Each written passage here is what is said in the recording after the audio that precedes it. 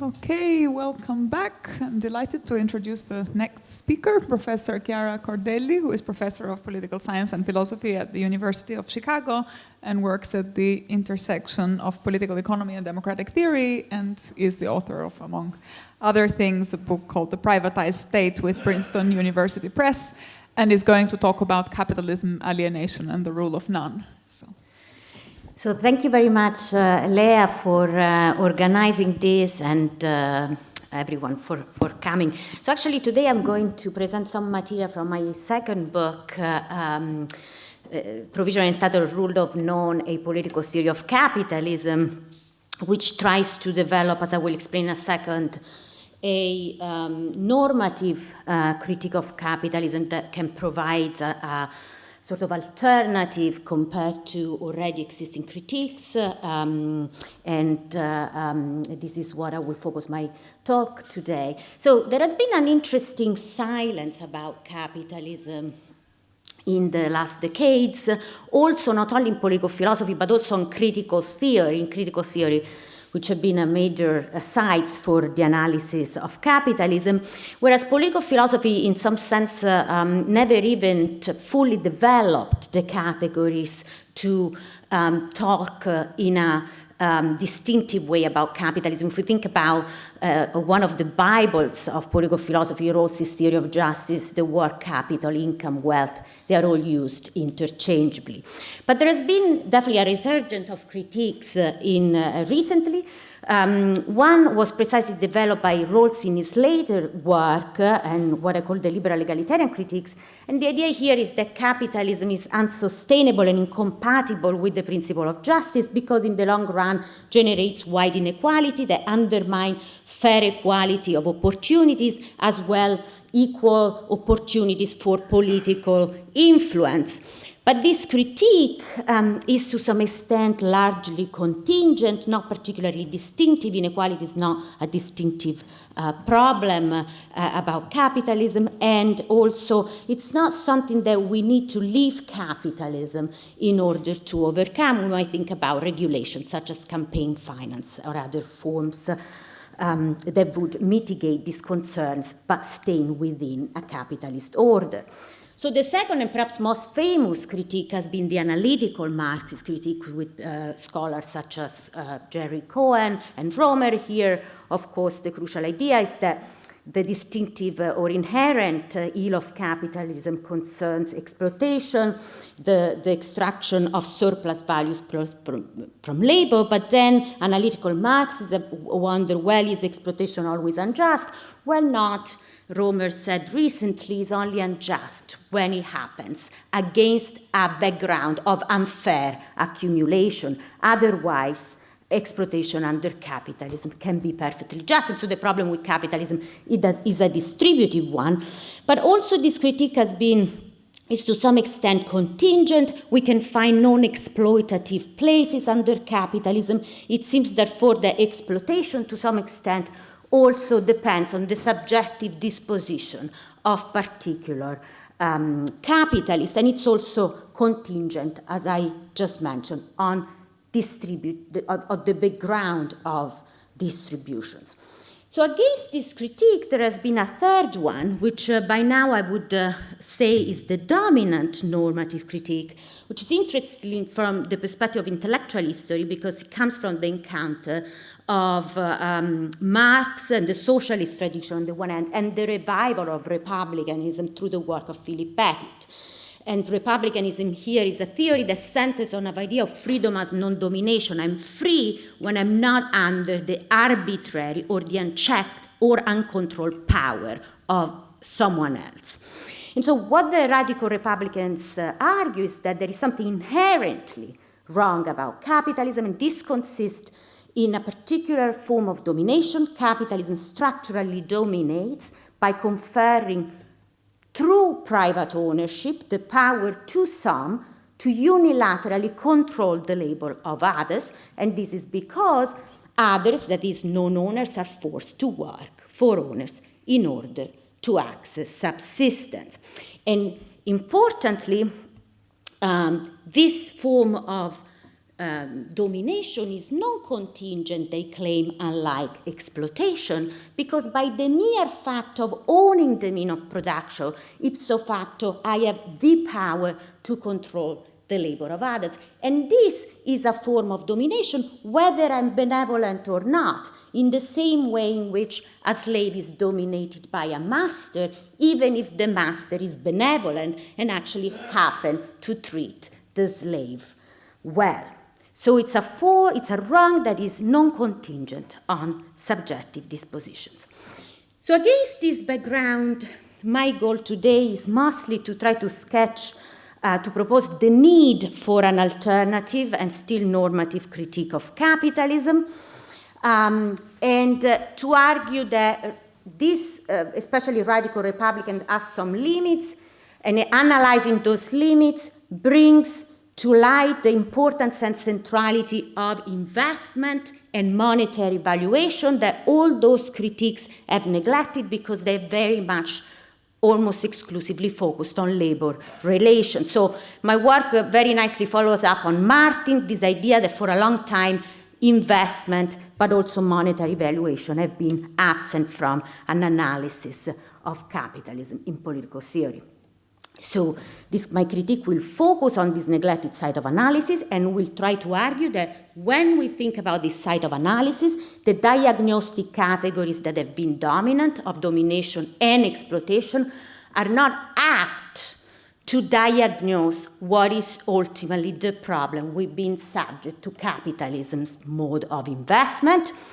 This is an important upshot because what I try to argue instead, the problem should be understood as a form of social alienation that is specific to capitalism, and therefore the point of socialism is not so much distribution, community, or the fight against domination as has been traditionally understood, but it should be understood as a process of reconciliation, when reconciliation is the goal of constructed and non-alienated relations between citizens and their social political world. And finally, that this has important institutional implication because we shouldn't think about economic democracy so much as limited to labor relations, but it's very important to think about the planning and democratization of finance, of investment, and in particular of credit allocation. So very briefly, and I will try to stay on time, let me say something about the core Republican critique. The core thesis, as I mentioned, is that Republican domination, the fact of being subject to an arbitrary power, is an inherent wrong under capitalism and is non-contingent because, unlike exploitation, domination under capitalism does not depend on whether the capitalist is benevolent or not. The owners of the means of production, precisely like slave masters, always dominate qua-owner, regardless of their subjective disposition. So here we should really ask, is it true, does ownership of the means of production suffice for domination? And do private owners under capitalism always dominate, precisely in some sense how slave masters do? And I'm going to try to answer this question, not so much because I'm interested in answering this question as such, but because answering them bring us to examine, I think, the underlying economic account that is presupposed by the Republican critique. And we will see that once the economic account changes, also necessarily changes the normative story that we should tell about capitalism. So what allows the radical Republicans to develop that thesis? Well, I think something like this economic account, and here I quote one of the radical Republicans, because the seed corn, so the savings from past labor, is concentrated in a few hands, so is the value of the net product that it helps produce. And since unilateral control over the net product confers unilateral control over labor, the sequel, savings from past labor, becomes something it was not in a non-capitalist economy, namely control over person in the form of control over a thing. So what does this economic account mean? Well, I think it assumes that savings from past labor, so the means of production I own, land, machines, but also accumulated savings, in the example, say accumulated sequence, are sufficient to enable me, who I own those accumulated past savings, to control the process of production. And therefore, because I own those savings, I can unilaterally control the labor of others. Therefore, ownership in this sense is sufficient to give me control over labor and to give me the power to dominate. And therefore, private ownership of the means of production is sufficient for domination, and co-owners, by the mere fact of having private ownership over the means of production, always and necessarily have that power and therefore dominate. Now, I think the problem with these economic accounts are important. Here, I rely also on a post-Keynesian readings of recent economic theory. But I think here there are crucial points that can be agreed upon, perhaps independently of a specific post-Keynesian economic theories, which is, one is that past savings, so the accumulated product of past labors and the means of production, like land, machines, are insufficient to reproduce, to support the reproduction of the process of production, because there cannot be further production without first the capitalization of those past savings and those means of production. And by capitalization, I mean some mode of valuation where an asset is capitalized when it is invested with monetary value in the present on the basis of its expected future profitability. So to illustrate with an historical example, think about the Rust Belt in the 1980s in the US. Now, if we look at the historical record, the rate of past savings was the same, the intrinsic value of means of production hadn't changed, the number of workers willing to be exploited had not diminished. What happened, however, is that 2 million jobs were lost because an enormous amount of manufacturing companies had to shut down because as a consequence of the Volcker shock, so the chair of the Fed increasing interest rates to fight inflation, investment went somewhere else. Those means of production, those savings were not capitalized. They moved to the Silicon Valley, they moved to other places that then will become later on the Silicon Valley, and therefore by being failed to be capitalized, they were inert and unable to support the process of production. But so capitalization is necessary to support the reproduction of the productive process, but which assets are capitalized importantly depends on the volume and the direction of investment in productive capital goods. But the volume and the direction of investment does not depend only on the rate of past savings, but depends on investors' subjective expectations. So, and to make another example closer to our, think about car-sharing companies like Uber. They went on the market, they had multi-billions dollar valuation, but they did not even own the cars. They did not even own many of the means of production. And the reason why their valuation was possible, valuation that reproduced their ability to then control labor, was because investors expected a future with a different kind of transportation. So it's a trust in the future, not accumulation from the past, that allows largely the reproduction of the productive process. So the capacity to produce and thus the actual power to control labor depend on investors' subjective expectations and disposition about the future, not just past extraction. So capitalism has a particular temporality.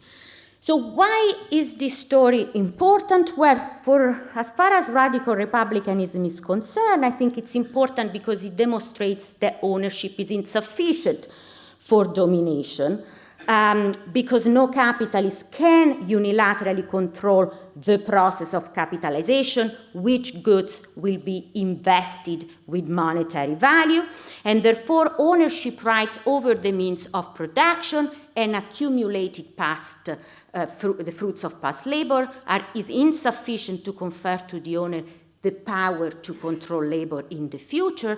Therefore, private ownership is insufficient for domination. And in this sense, owners are not like the slave masters example used by Republicans, because they do not always dominate, because the owner of the means of production's power of interference, so the power to control labor, unlike the slave master's power, is conditional on an external process of monetary valuation that the owner does not unilaterally control and that, importantly, cannot be conferred by legal institutions alone, because, as I said, is an expectation-based driven process of investment.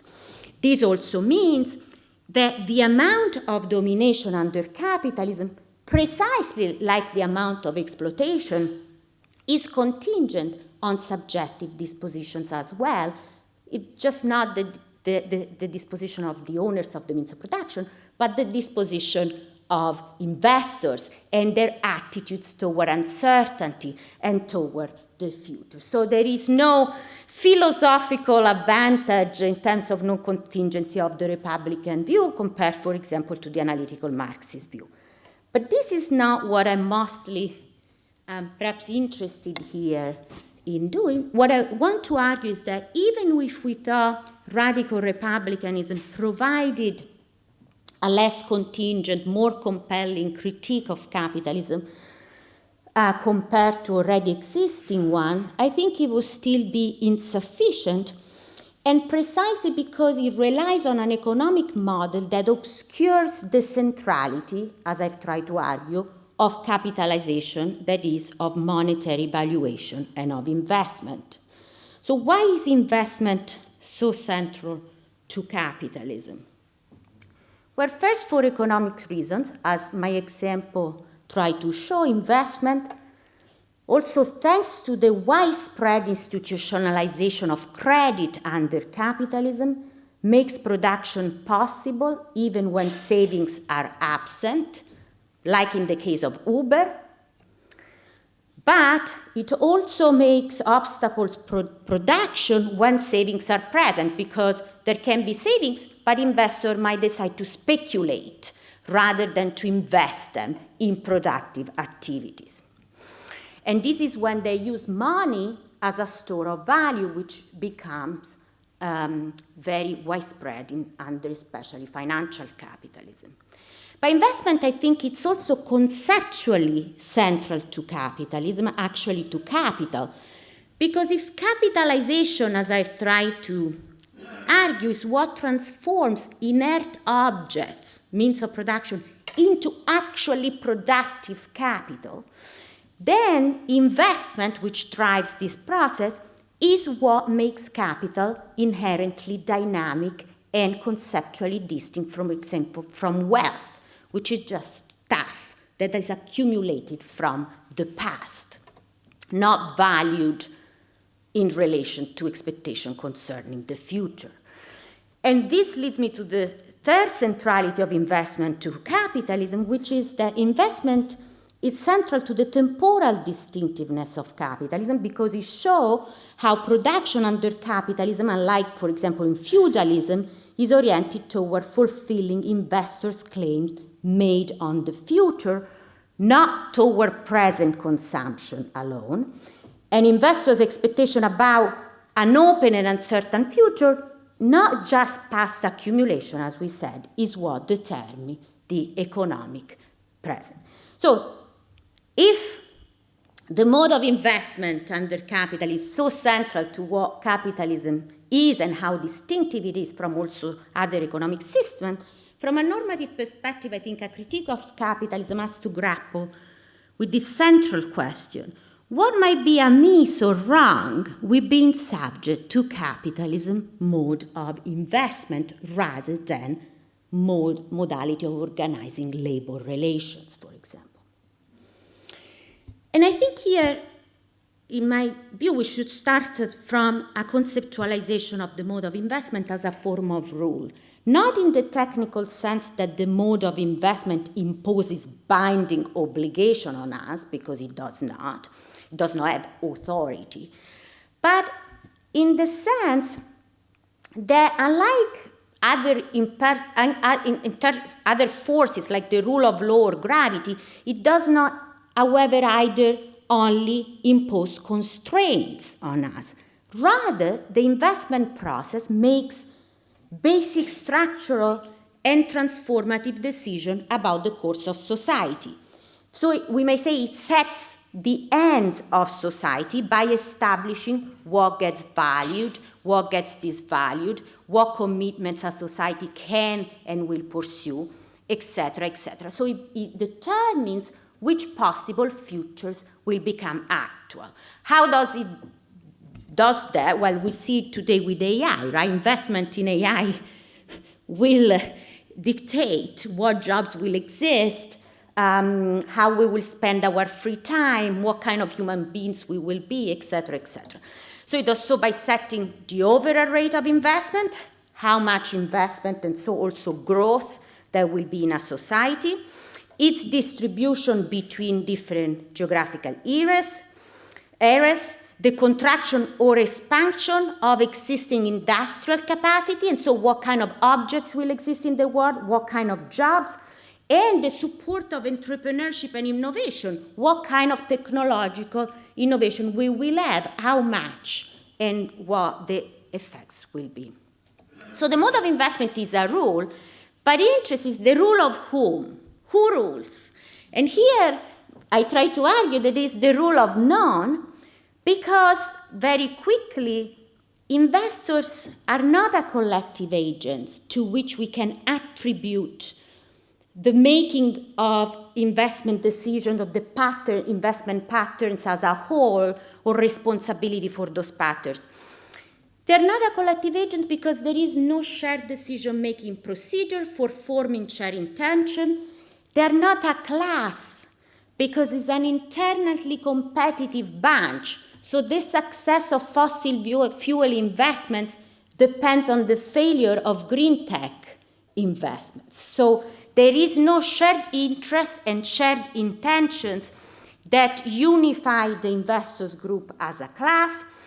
And I think they don't even qualify as a diffuse collectives because for the same reason, their internal competitiveness, they don't even always share basic behavioral propensities. But even if they qualified, as some argue, as a diffuse collectives, this would be insufficient to making them a ruling agent.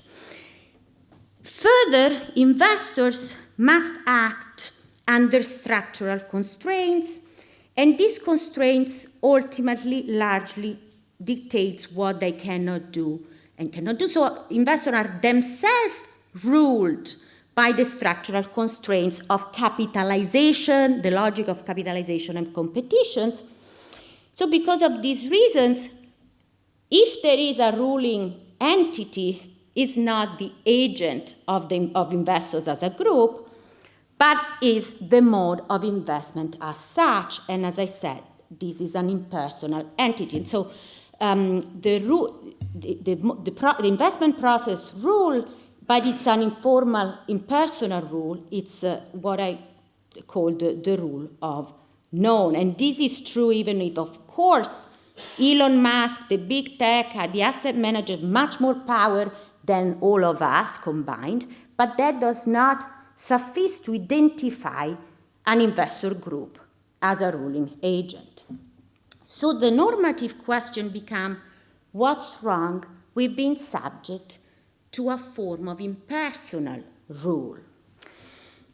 And here, of course, critical theories, I'm thinking about Moïse Postone in the 90s, but more recently Roberts, Mao, Battistoni have argued, well, of course, what is wrong is a form of impersonal domination. We are dominated impersonally by markets, by capitalism. We could add the investment process.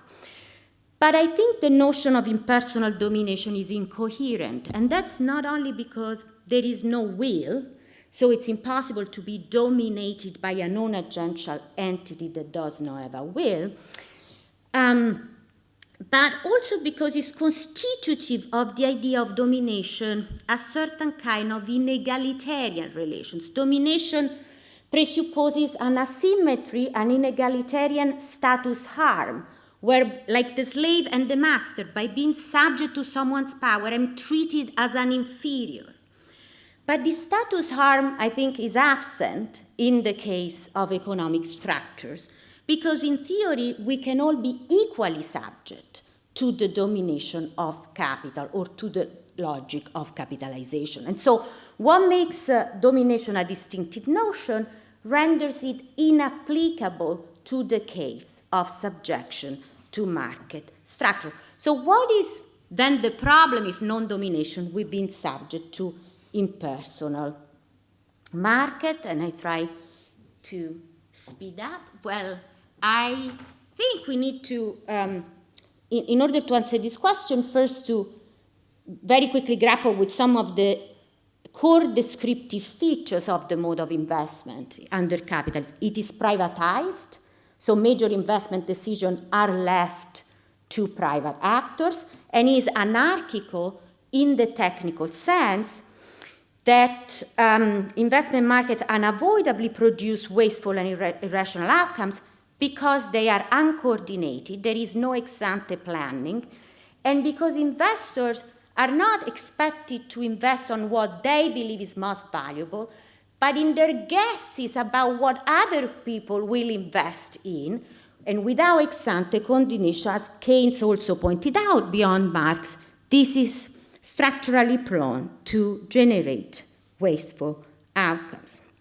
So if these are the core descriptive features, what is the normative problem with being subject to a mode of investment that has these features? And I think the problem is the following, that because of the privatization of investment, citizens cannot be reasonably expected to understand large chunks of their society and their course that result from the investment process as the result of their collective valuing and doing, rather than as the product of impersonal and largely uncontrolled market forces.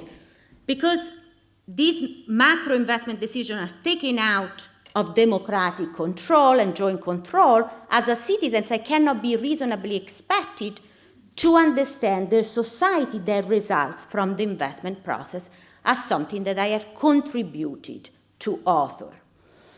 And because of anarchy, citizens cannot be reasonably expected to affirm their society as an expression of their reflectively endorsed priority, and to relate to the economic and social structure that comes from the investment process as an object worthy of their affirmation, because that structure, as I've argued, is the result of an irrational game, and it is wasteful. So what is the problem then with the fact that citizens cannot understand their society as something that they have authored?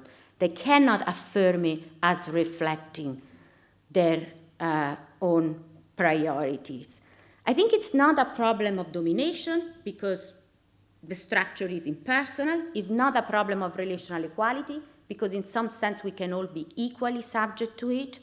It's not even the problem necessarily merely of the fact that we are subjected to decisions we could not reasonably consent to, because it might happen at some point that the investment process maybe produces rational outcomes.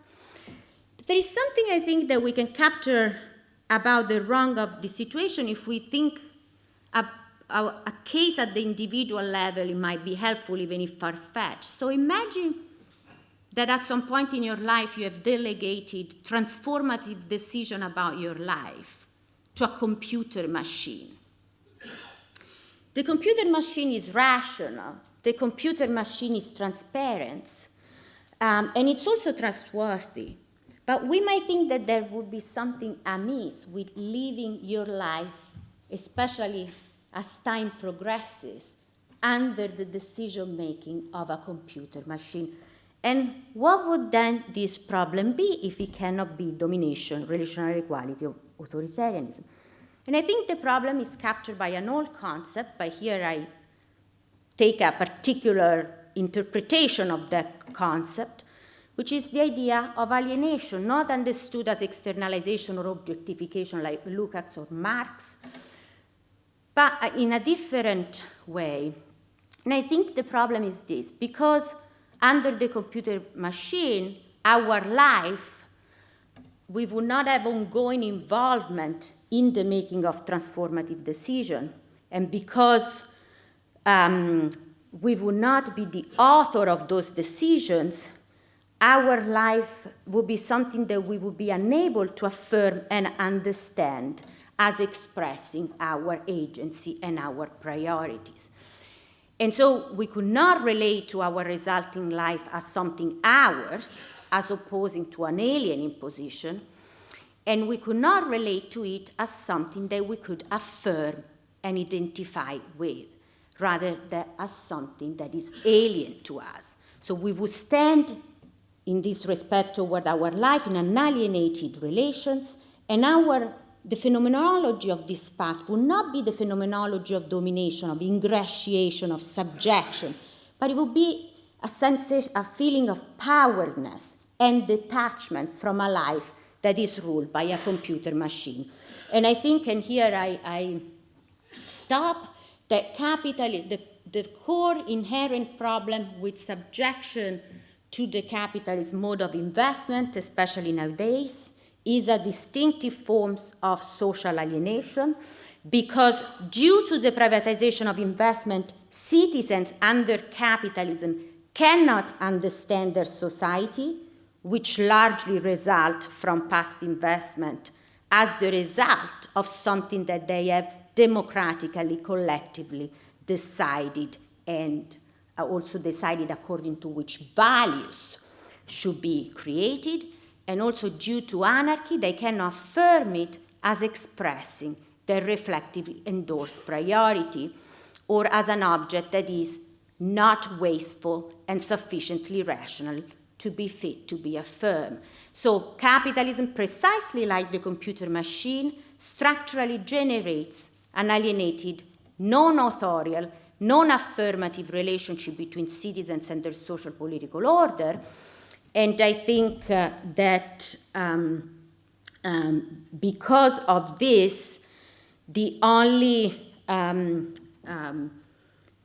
solution or the only exit to this problem is a form of economic democracy that takes investment decision, especially macro and mid-level investment decision, this macro decision about, for example, the example from today would be decision concerning the development of technology such as AI, and socialize them, democratize them through a form of decentralized democratic planning where citizens at different level of the political structure can play decisions in making as a decision about the allocation of credit and about crucial investment decisions that under capitalism instead are privatized. And the planning would also take care of the problem of waste and anarchy. And this is why I think this project ends up with a form of economic democracy